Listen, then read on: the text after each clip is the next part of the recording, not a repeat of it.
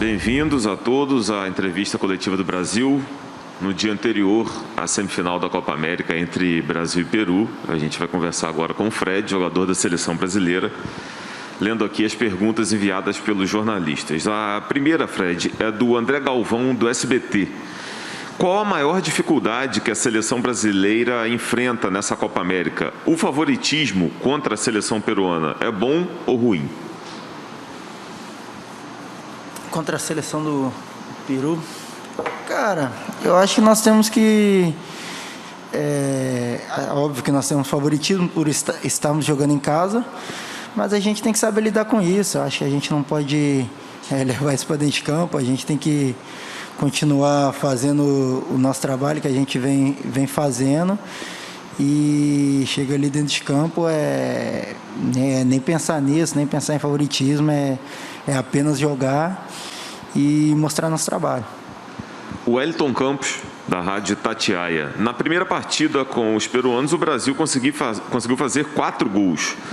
Podemos dizer que estamos no melhor momento do time?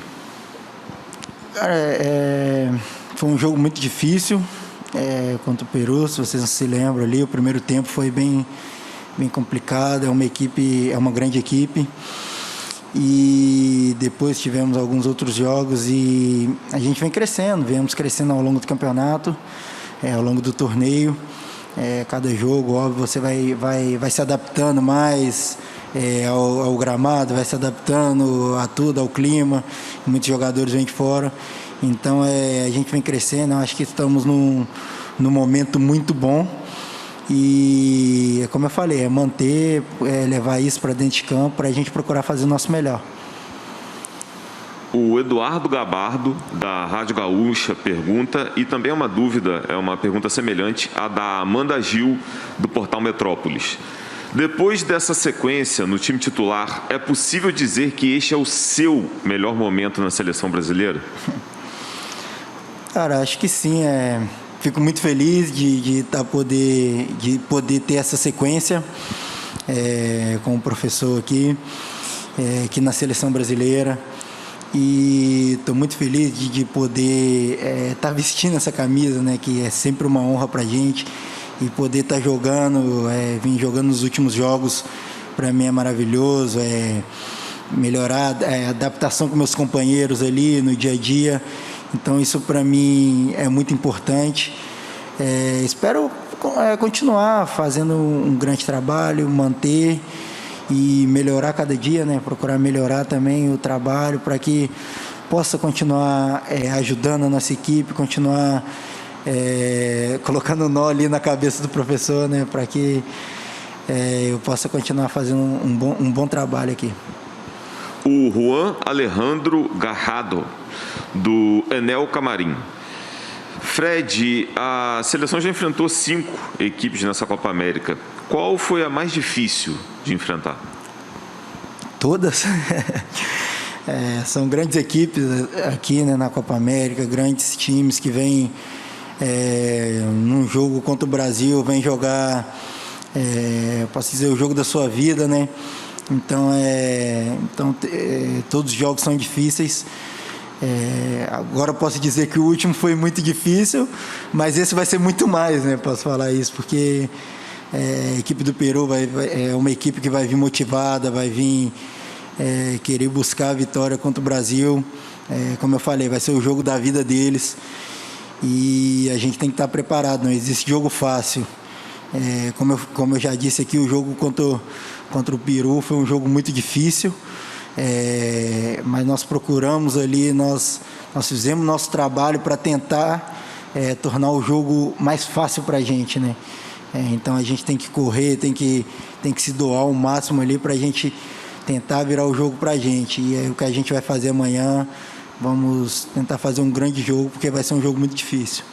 Agora uma pergunta que reúne aqui o tema levantado por 4 jornalistas: o Carlos Llanos, do Semáforo Deportivo, o Javier Aparício, da Rádio 10 de Salta, na Argentina, Luiz Felipe Gonzalez, do Minuto Informativo, e também o Sérgio Maximiliano, do Medios Província La Rioja Chepes. Todos eles falam sobre o mesmo tema, mas eu vou te fazer uma pergunta que representa essa dúvida.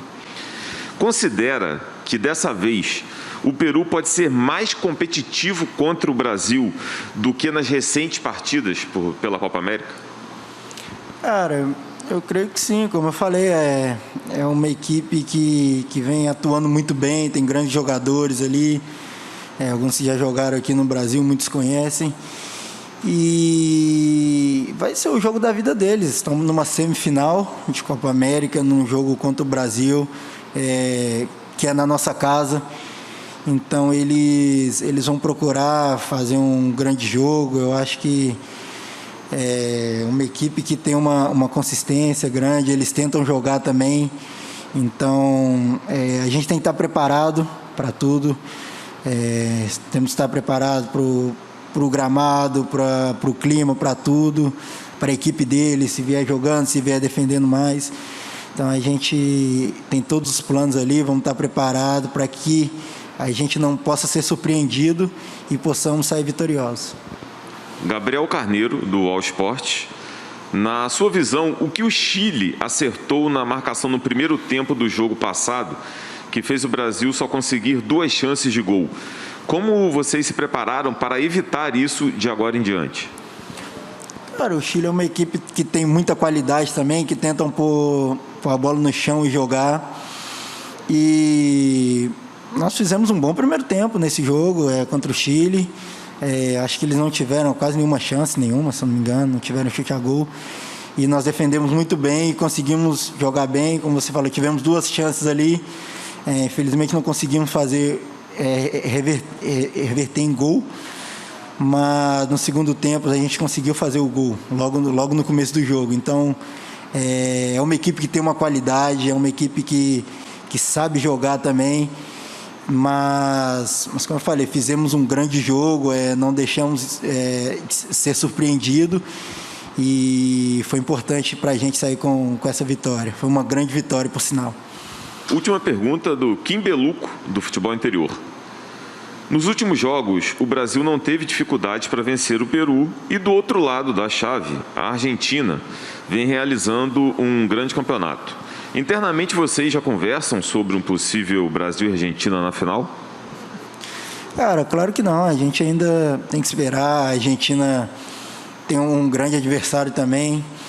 E nós temos um grande adversário que é o Peru. Então a gente nem pensa no jogo da final. Estamos pensando no amanhã, que é o jogo do Peru. E a gente tem que fazer o nosso melhor. Se a gente pensar lá na final e não pensar no jogo de amanhã, a gente pode ser surpreendido. É isso que a gente não quer.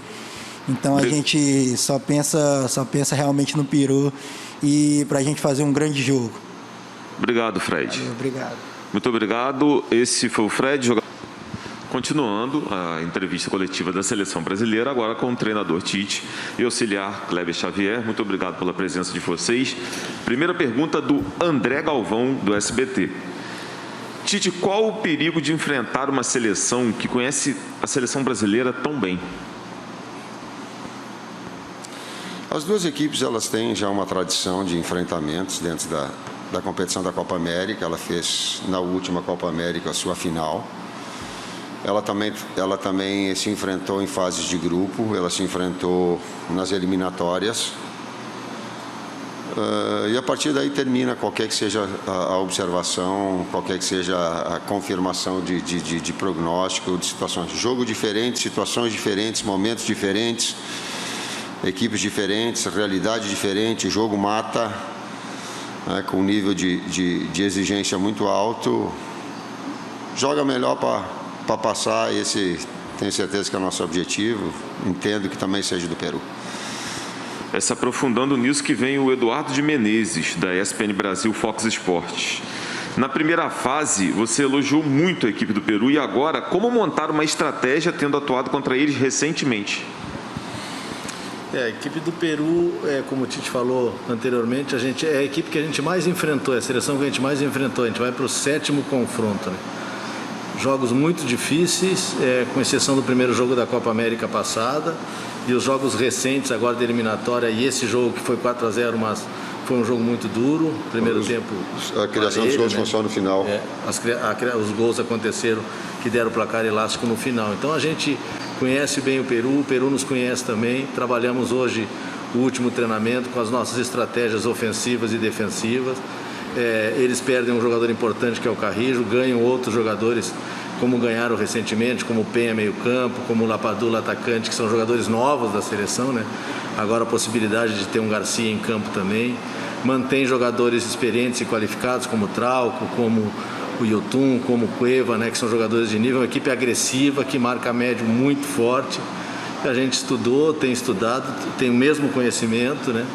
E buscamos trabalhar para isso. O Edson Viana, da TV Globo. Você tem alternado jogadores de criação no meio que, quando saem do banco, têm entrado bem. Mas, às vezes, nem tanto quando começam jogando. O que você espera do jogador que entra ali e o que ele deve fazer para te convencer a ficar? Quem fez a pergunta? Edson Viana. Edson, o futebol é um jogo com muitas variáveis. Talvez não. Seguramente é o jogo de esporte coletivo com o maior número de variáveis que tu não consegue controlar. Vamos colocar alguma delas. Quando uma equipe vem marcar, normalmente mais marcar, no primeiro tempo ela se desgasta mais, no segundo ela abre mais espaços. Às vezes tu tem num setor um jogador mais marcador ou um menos marcador. Por vezes as construções, quando a equipe ela tem um gramado bom e ela consegue construir, tu vai explorar um setor mais.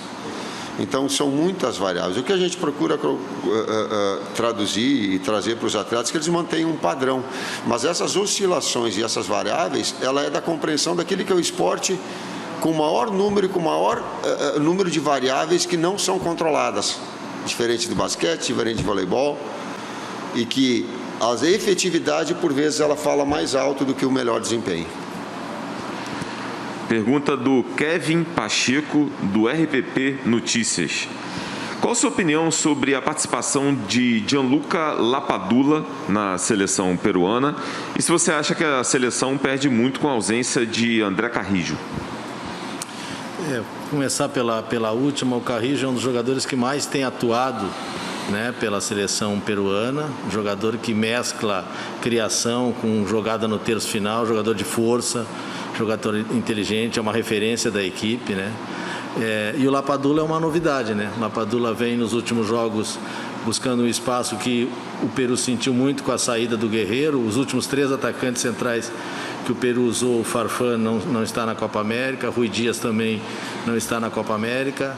E o Lapadula é uma referência nova, um jogador que ataca muito espaço, jogador de força e que tem feito gols, né? Então é um jogador importante, a gente está atento a esse detalhe.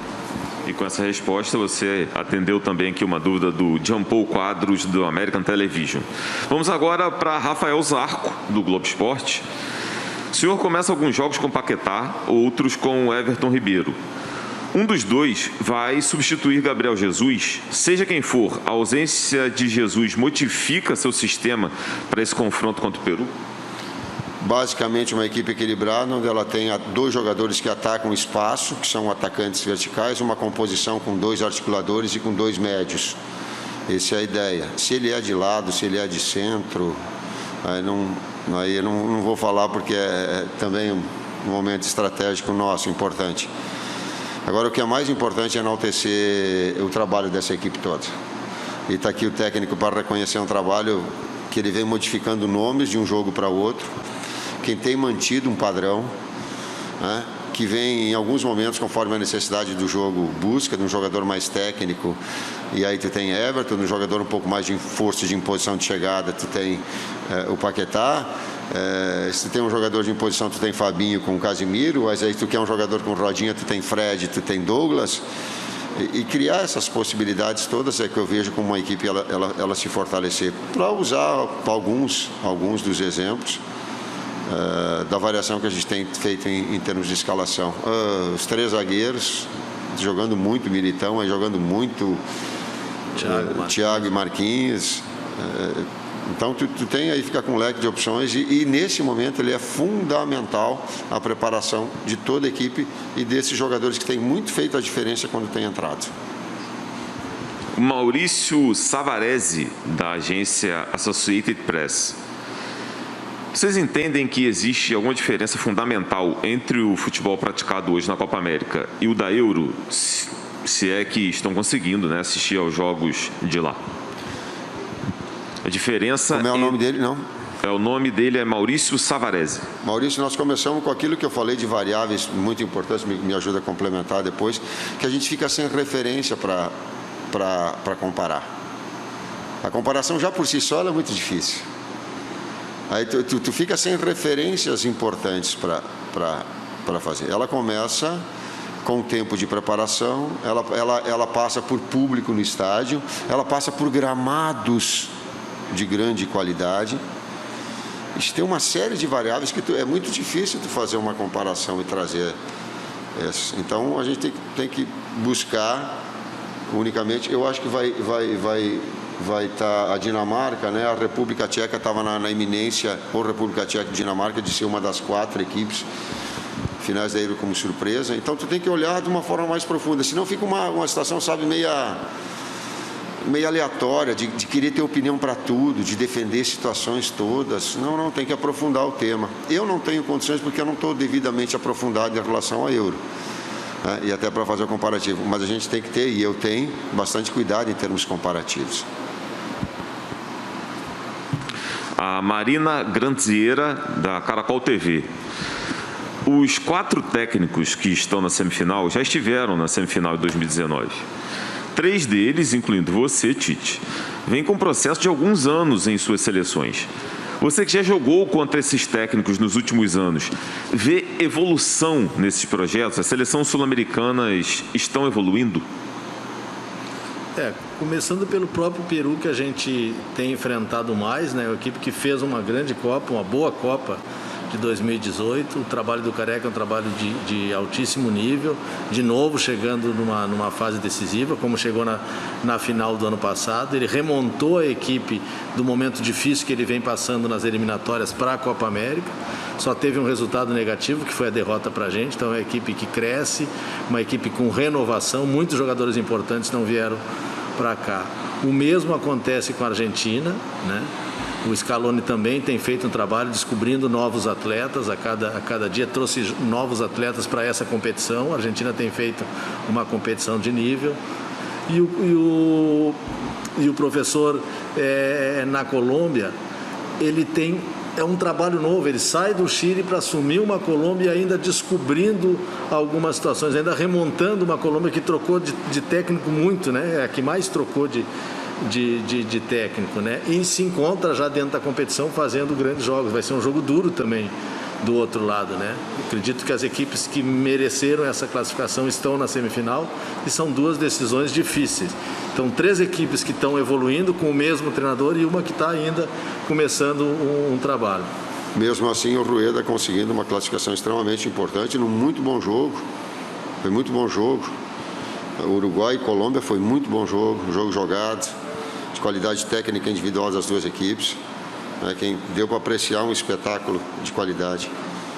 E só para completar, que é interessante que o próprio Uruguai também, numa renovação, fez um grande jogo, como a gente falou, e antes do jogo da Colômbia também, encontrando uma nova formação, né? Todas as equipes testando também formações, ajuste de formações. O Peru me parece a única que vem repetindo uma maneira de jogar, renovando nomes, mas repetindo uma maneira de jogar. Vamos aqui para a reta final da coletiva. A pergunta do Eduardo Gabardo, da Rádio Gaúcha.